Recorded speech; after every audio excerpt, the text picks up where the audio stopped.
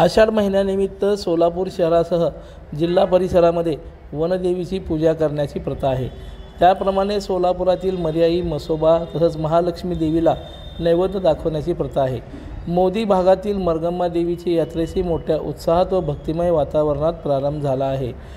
रविवारी सकाळपासूनच मर्याई लक्ष्मी तसंच मरगम्मा मंदिरामध्ये विविध धार्मिक कार्यक्रमाचं आयोजन करण्यात आलं होतं। सुवासिनींनी जलकुंभ घेऊन देवीला अभिषेक घातला। तसंच मोदी परिसरातून मिरवणुकी काढण्यात आली।